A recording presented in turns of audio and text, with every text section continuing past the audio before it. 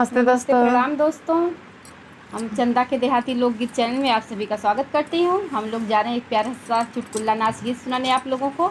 बहुत प्यारा नाच गीत है, प्लीज़ आप लोग ज़रूर सुनिएगा और फुल सपोर्ट करिए, प्यार दुलार आशीर्वाद देते रहिए और अब ये नया लाइक चैनल शेयर है दोस्तों, सब्सक्राइब ज़रूर करिए। और ज़रूर मदद करिए आप लोग। ये मेरा नया चैनल है और आप लोग ज़रूर अपना दुलार प्यार दीजिए, आशीर्वाद दीजिए, सब्सक्राइब ज़रूर करिए दोस्तों। अब पूरा गाना सुनिए।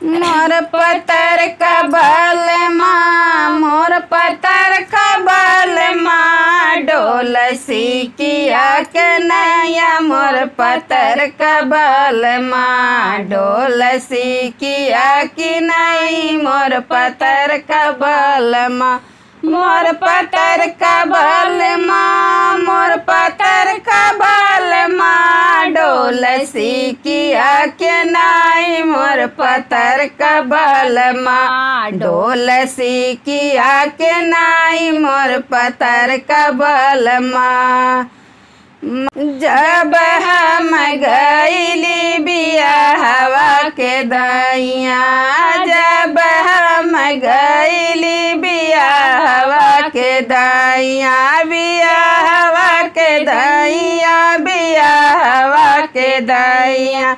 मान लड़कवन के नैया, मोर पतर का बल माँ, डोल सीकिया के नैया। मोर पतर का बल माँ, डोल सीकिया के नैया। मोर पतर का बल माँ, जब हम गईली गवनवा के दैया, जब हम गईली गवनवा के दैया, गवनवा के दैया, गवनवा के दैया।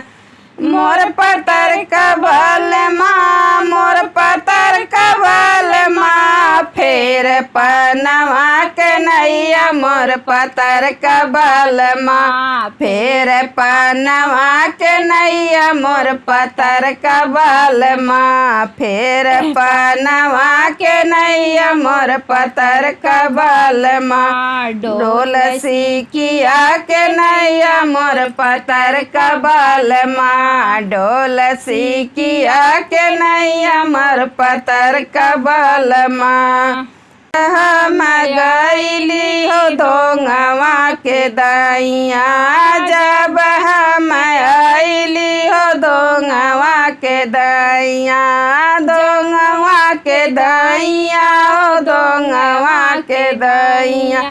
मोर पतर का बल माँ, मोर पतर का बल माँ, फेर ढूढ़िया के नैया। मोर पतर का बल माँ, फोर ढूढ़िया के नैया। मोर पतर का बल माँ, डोल सीकिया के नैया। मोर पतर का बल माँ, डोल सीकिया के नैया। मोर पतर का बल माँ, जब हम आईली अनावनी पठवनी, जब हम आईली अनावनी पठवनी, अनावनी पठवनी, अनावनी पठवनी।